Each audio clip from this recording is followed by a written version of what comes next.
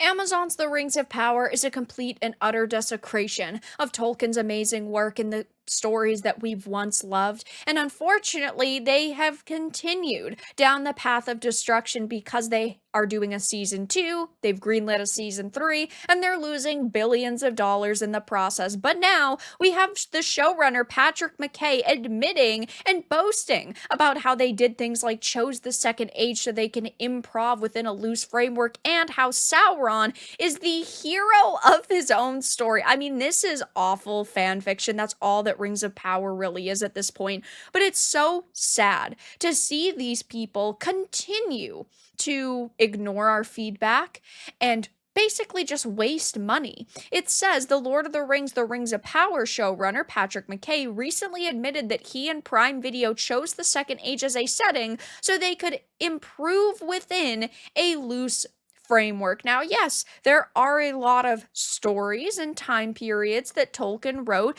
that were not fully fleshed out. And you're not always going to have enough dialogue in a book to fill a show, and you have to have additions. But that is what made Peter Jackson's The Lord of the Rings movie so special, because he took it, he understood the material, and while it was not perfect, it was really freaking spectacular. It was an amazing trilogy.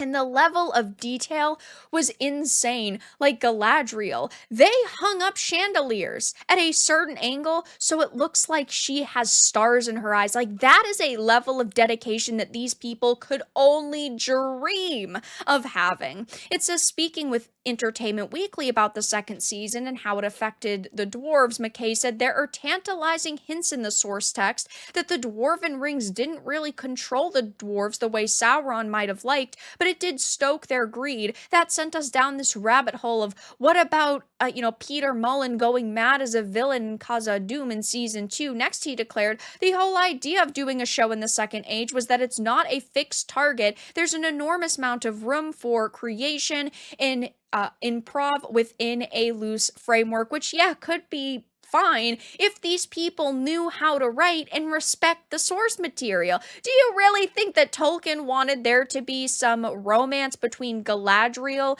and Sauron, and that Sauron was actually a good guy in his own story? Of course not. There was never any sort of hints to that whatsoever. They went completely off the rails, and the show does not feel like Tolkien's work. It does not feel like The Lord of the Rings in any way.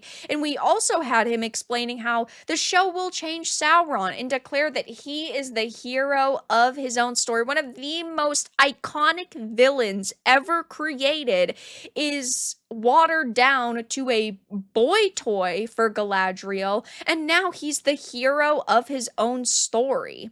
It says, if season 1 was like the hero's journey, season 2 is the villain's journey. From a storytelling perspective, instead of trying to guess who Sauron is, we're now inside his mind, which is truly an awful idea, because there are some characters that you should not try to flesh out in a new and unique way. You should have left him as a very ominous, powerful figure. People would have loved that. People would have loved if you had simply tried to make this feel like Lord of the Rings, and that's not what any of these people did. And this show is just a waste of time and a waste of money. The second season is right around the corner, and they are on this giant press tour because they know they are probably going to struggle as much as they did with season 1 when in regards to viewership and potential subscription numbers gained because of this series. But right now things are not looking good for the Rings of Power season 2, and the showrunner is